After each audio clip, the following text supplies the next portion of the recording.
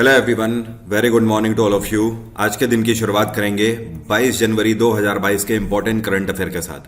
पूरा वीडियो ध्यान से देखिएगा, हर एक क्वेश्चन आपके लिए इंपॉर्टेंट है। पीडीएफ और टेलीग्राम दोनों का लिंक वीडियो के डिस्क्रिप्शन बॉक्स में दिया हुआ है, आप दोनों को अवेल कर सकते हो डिस्क्रिप्शन से। तो चलिए स्टार्ट करते हैं विदाउट डिले आज का वीडियो। और पहला क्वेश्चन है आज का, प्रधानमंत्री नरेंद्र मोदी के द्वारा अभी हाल ही में ये कौन सा देश है जिसके अंदर सोशल हाउसिंग यूनिट प्रोजेक्ट्स की स्थापना करी गई है? तो प्रधानमंत्री नरेंद्र मोदी ने सोशल हाउसिंग यूनिट प्रोजेक्ट्स इसका उद्घाटन अभी हाल ही में मॉरिशस में किया है। अब देखिए इसका मेन मोटो क्या है। इसका मेन मोटो यह है कि मॉरिशस के अंदर भारत सरकार की मदद से सोलर प्रोजेक्ट्स की स्थापना करी जाएगी और इन हाउसिंग यूनिट प्रोजेक्ट के अंतर्गत भारत सरकार ये टारगेट लेकर चल रही है कि मॉरिशस के अंदर 8 मेगावाट के सोलर प्रोजेक्ट्स की स्थापना करी जाएगी। इसके अलावा प्रधानमंत्री नरेंद्र मोदी के द्वारा अभी हाल ही में उद्घाटन किया गया है मॉरिशस के अंदर एक सिविल सर्विसेज कॉलेज की स्थापना करी गई है, जो कि मॉरिशस के अंदर सिविल सेवाओं को देने के लिए अधिकारियों को नियुक्त करने का काम करेगा और उनकी पढ़ाई कराने का काम करेगा। बाय द वे, इन सभी प्रोजेक्ट्स की एस्टिमेटेड कॉस्ट है $45 मिलियन। तो एक तरीके से आप बोल सकते हो भारत सरकार के द्वारा मॉरिशस को $45 मिलियन की मदद दी गई है और इस मदद से वहां पर सिविल सर्विसेज कॉलेज की स्थापना करी गई है और 8 मेगावाट के सोलर प्रोजेक्ट्स की स्थापना करी जाएगी और ये सब चलाया जाएगा वहां पर भारत के डेवलपमेंट सपोर्ट के थ्रू। ध्यान रखिएगा, कल के वीडियो में भी मैंने आपको बताया था कि मॉरिशस ही वो देश है जिसने अभी हाल ही में भारत के हिंदुस्तान एरोनॉटिक्स लिमिटेड के साथ एक पैक्ट साइन किया है और ये HAL से एडवांस्ड लाइट हेलीकॉप्टर परचेज करने जा रहे हैं। मॉरिशस में इस टाइम पे प्रविंद जुगनौथ की सरकार है और श्रीलंका में इस टाइम पे महिंदा राजपक्षा की सरकार है, बांग्लादेश में शेख हसीना की सरकार है और नेपाल में शेर बहादुर दोयबा की सरकार है। अगला क्वेश्चन है, अभी हाल ही में कैप्टन विक्रम बत्रा का एक स्टैचू इनॉग्रेट किया गया है भारत के कौन से राज्य में? तो कैप्टन विक्रम बत्रा का स्टैचू इनॉग्रेट किया गया है हिमाचल प्रदेश के अंदर। और हिमाचल में कहाँ पर? ये जहाँ से बिलोंग करते थे, पालमपुर पे। तो पालमपुर में इनका एक स्टैचू अभी हाल ही में इनॉग्रेट किया गया है, कैप्टन विक्रम बत्रा, 1999 कारगिल वॉर परमवीर चक्र विजेता। और अगर कभी भी आपसे पूछ दे कि पालमपुर में कहाँ पर, तो ध्यान रखना पालमपुर में, पालमपुर मिलिट्री स्टेशन के अंदर इसका ये जो स्टैचू है इसका उद्घाटन किया गया है। इसके अलावा इससे पहले भी 2018 में कैप्टन विक्रम बत्रा का एक स्टैचू इनॉग्रेट किया गया था शहीद captain Vikram Batra inter college में। हिमाचल प्रदेश में जयराम ठाकुर की सरकार है, उत्तराखंड में पुष्कर सिंह धामी की सरकार है, गुजरात में भूपेंद्र पटेल की सरकार है और केरल में पिनाराई विजयन की सरकार है। अगला क्वेश्चन है, अभी हाल ही में दुनिया के सबसे पॉपुलर वर्ल्ड लीडर्स की लिस्ट जारी करी गई है। तो इन सभी लोकप्रिय नेताओं की सूची में टॉप किसने किया है, शीर्ष पर कौन है? तो प्रधानमंत्री नरेंद्र मोदी ने टॉप किया है। मतलब कहने का, देखिए अभी क्या हुआ कि एक लिस्ट जारी करी गई है और ये लिस्ट जारी करने वाली जो ऑर्गेनाइजेशन है उसका नाम है मॉर्निंग कंसल्टेंट पॉलिटिकल इंटेलिजेंस। तो इनके द्वारा दुनिया के 13 सबसे पॉपुलर लीडर्स की लिस्ट जारी करी गई है। तो इसमें प्रधानमंत्री नरेंद्र मोदी ने टॉप किया है 71 अंकों के साथ। अब दूसरे नंबर पे कौन रहे? तो ध्यान रखिएगा, जो दूसरे नंबर पे नेता है इनका नाम है लोपेज ऑब्रेडर। क्या नाम है यहां पर मैं लिख देता हूं, लोपेज ऑब्रेडर। जिन लोगों को नहीं पता है तो आपको बता देता हूं, ये मैक्सिको के प्रेसिडेंट हैं और लोपेज ऑब्रेडर को 66% अंक मिले हैं। और थर्ड नंबर पे जो सबसे पॉपुलर रहे ये रहे मारियो ड्रिगी। कौन है? मारियो ड्रिगी।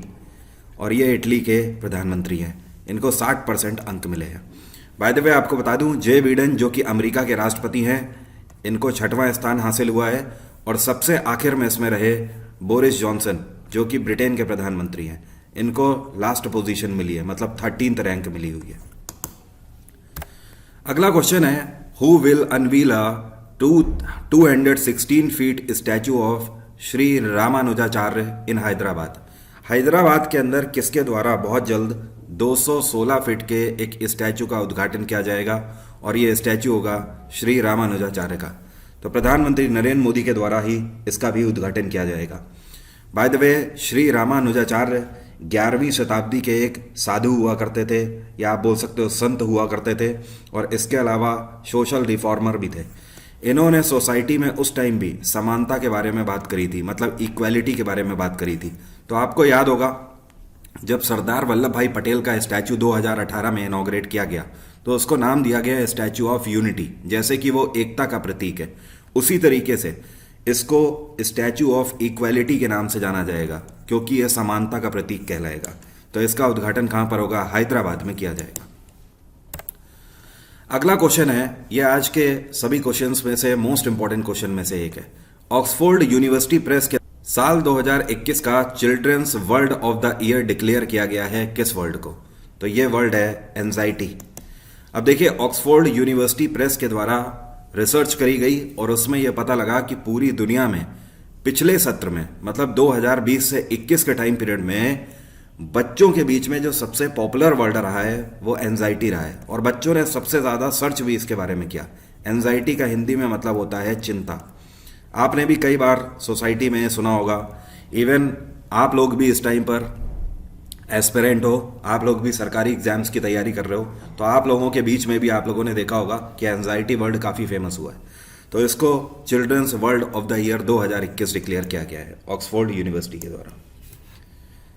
अगला क्वेश्चन है, who has been appointed as the independent chairperson of USFB. यहां पर यूएसएफबी का मतलब है यूनिटी स्मॉल फाइनेंस बैंक। इसको उज्जीवन स्मॉल फाइनेंस बैंक मत समझिएगा, यह है क्या? Unity small finance bank.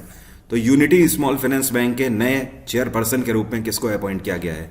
तो ये अपॉइंट किए गए हैं विनोद राय, और विनोद राय भारत के सीएजी भी रह चुके हैं, कॉम्प्ट्रोलर एंड ऑडिटर जनरल।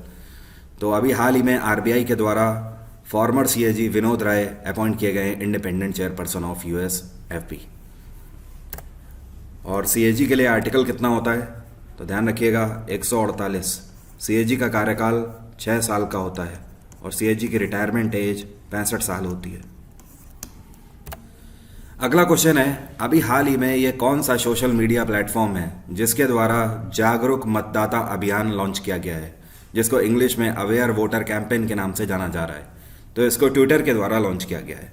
और ट्विटर में जो ये कैंपेन लॉन्च किया गया है, इसका मेन मोटो ये है कि हम सभी को पता है कि इस बार 5 राज्यों में विधानसभा के इलेक्शन होने जा रहे हैं, तो आप अपना वोट सोच समझ कर दें और मतदाता हमेशा जागरूक होना चाहिए। जो आपके हित में हो, जिसको वोट देना, आप ये भली भांति समझें कि क्या आपके हित में है और क्या आपके हित में नहीं है। ये सारी चीजें समझने के बाद वोट करें, ये इसका मेन मोटो है। ट्विटर की स्थापना साल 2006 में करी गई थी। हेडक्वार्टर है कैलिफोर्निया, और अभी हाल ही में पिछले ही महीने ट्विटर के नए सीईओ भारतीय मूल के अपॉइंट किए गए हैं पराग अग्रवाल। क्या नाम है? पराग अग्रवाल। अगला क्वेश्चन है, who has become the first Indian male cricketer to play in Australia's Big Bash League in 2022। Australia में एक डोमेस्टिक लीग होती है, जैसे भारत के अंदर कई सारी लीग होती है ना क्रिकेट की, जैसे ईरानी ट्रॉफी हो गई, और इसके अलावा भी और भी कई सारी ट्रॉफी। वैसे ही ऑस्ट्रेलिया के अंदर इनकी एक डोमेस्टिक लीग है जिसको बोला जाता है बिग बैश लीग। तो इस लीग में आज तक कोई भी भारतीय पुरुष खिलाड़ी नहीं खेल पाए थे। तो पहली बार ये कौन से इंडियन मेल क्रिकेटर हैं जिनको मौका मिला है बिग बैश लीग में खेलने का? ये हैं उन्मुक्त चंद। क्या नाम है? उन्मुक्त चंद। इनको ऑस्ट्रेलियन क्रिकेट बोर्ड की तरफ से मौका मिला है बिग बैश लीग में खेलने का। अगला क्वेश्चन है, who has been appointed as the chairperson of the Haryana state commission for women for 3 years। कहने का मतलब यह है कि हरियाणा के स्टेट कमीशन फॉर विमेन में चेयरपर्सन के रूप में अभी हाल ही में किसको अपॉइंट किया गया है अगले 3 साल के लिए? तो इसकी अध्यक्ष होंगी अब कौन? रेनू भाटिया। अगला क्वेश्चन है, which company has been awarded a contract to supply single shot anti armour weapon जिसका नाम है 84। कहने का मतलब यह है कि इन चारों में से कौन सी कंपनी है जो कि भारत की आर्म्ड फोर्सेस के लिए 84 गन बना कर देंगे। 84 गन, ये इसकी खास बात ये होती है, ये 1 टाइम में 1 शॉट ही ट्रिगर किया जा सकता है, लेकिन जो इसका हिट पैटर्न है ये काफ़ी बड़ा हिट पैटर्न होता है। लाइक बड़ा डैमेज करने के लिए इस वेपन का यूज़ किया जाता है। तो साब इसको बनाएगी, और साब कहाँ की कंपनी है? साब एक स्वीडिश कंपनी है, स्वीडिश आर्म्ड कंपनी है। तो साब के द्वारा 84 सप्लाई किया जाएगा इंडियन आर्मी में, और इंडियन नेवी में भी इसको सप्लाई किया जाएगा। HAL का हेडक्वार्टर है बैंगलोर, इसरो का हेडक्वार्टर है बैंगलोर और DRDO का हेडक्वार्टर है नई दिल्ली। HAL की स्थापना 1940 में करी गई थी, इसरो 1969 और DRDO 1958। क्या आप मुझे कमेंट बॉक्स में लिखकर बता सकते हो साप की स्थापना कौन से ईयर में करी गई थी? आज का यही क्वेश्चन है आपके लिए। अगला क्वेश्चन है, अभी हाल ही में ICC की T20 women's team of the year में किस खिलाड़ी का नाम शामिल किया गया है? तो ICC की तरफ से T20 women's team of the year 2021 में शामिल किया गया है स्मृति मंदना का नाम। और इसी में आपसे एक और क्वेश्चन पूछ सकता है कि ICC के T20 men's team of the year में किसका नाम शामिल किया गया है? तो ये है पाकिस्तान के खिलाड़ी बाबर आजम। और ICC की स्थापना 1909 में करी गई थी। इसका हेडक्वार्टर है दुबई और ICC के प्रेसिडेंट हैं इस टाइम पे ग्रेग ब्रैकली। कौन है? Greg Brackley. अगला क्वेश्चन है, which country has chaired the first BRICS sherpas meeting of 2022? BRICS की जो शेरपा मीटिंग है 2022 की, अभी हाल ही में इसका आयोजन किया गया और इसको चेयर किया किसने, मतलब इसकी अध्यक्षता किसने करी? तो इसकी अध्यक्षता चाइना के द्वारा करी गई, ध्यान रखिएगा। और ब्रिक्स की स्थापना, पहले ये ब्रिक हुआ करता था 4 देशों का समूह, इसकी स्थापना 2006 में करी गई थी। 2010 में ये ब्रिक्स बन गया। क्या बन गया? BRICS. S for South Africa इसमें जुड़ गया। और 2010 के बाद 2014 में ब्रिक्स ने न्यू डेवलपमेंट बैंक की स्थापना करी। ये न्यू डेवलपमेंट बैंक वही बैंक है जिसने अभी हाल ही में 2021 में ब्रिक्स को, मतलब जितने भी ये 5 कंट्रीज हैं, इन सभी कंट्रीज को 1 बिलियन डॉलर की धनराशि दी, मतलब टोटल 5 बिलियन डॉलर की धनराशि दी कोविड पैंडेमिक में। अगला क्वेश्चन है, who has been named in as the ambassador of UASG? सबसे पहले तो समझ लीजिए UASG है क्या? यूनिवर्सल एक्सेप्टेंस स्टीयरिंग ग्रुप इसको बोलते हैं। और इसका मेन मोटो ये है कि जितने भी सॉफ्टवेयर डेवलपर्स होते हैं उनकी मदद करना, और जितने भी वेबसाइट ऑनर्स होते हैं, जैसे आपने वेबसाइट बना ली, किसी से आपने वेबसाइट बनवाई मान लीजिए किसी कंपनी से, तो आपकी भी मदद करना। अब ये मदद किस हिसाब से करते हैं? ये सॉफ्टवेयर सॉल्यूशंस को, जितने भी मार्केट में नए सॉफ्टवेयर सॉल्यूशंस आते हैं उनको समझने में मदद करते हैं। दूसरी एक खास बात यह है, यूनिवर्सल एक्सेप्टेंस स्टीयरिंग ग्रुप एक दुनिया में बहुत बड़े प्रोजेक्ट पर काम कर रहा है इस टाइम पे। इनका मेन प्रोजेक्ट इस टाइम पर यह है कि ये यूनिफाइड ग्लोबल इंटरनेट के ऊपर काम करना चाहते हैं। इसका सीधा सा मतलब यह है कि पूरे वर्ल्ड में जो इंटरनेट कनेक्टिविटी है या फिर इंटरनेट के थ्रू दुनिया में एक देश से दूसरे देश के लोग जब कनेक्ट होते हैं तो उनके बीच में ज़्यादा बेहतर ट्रांसपेरेंसी आ जाए। ओके, तो अभी हाल ही में UASG के एम्बेसडर के रूप में अपॉइंट किए गए हैं विजय शेखर शर्मा। और ये वही विजय शेखर शर्मा हैं जिनकी पेटीएम है कंपनी। मैं आपको बताता हूँ ना, पेटीएम के फाउंडर विजय शेखर शर्मा ये वही हैं। और पेटीएम की स्थापना साल 2009 में करी गई थी। हेडक्वार्टर है इसका नोएडा और चेयरपर्सन तो इसके VS शर्मा ही हैं।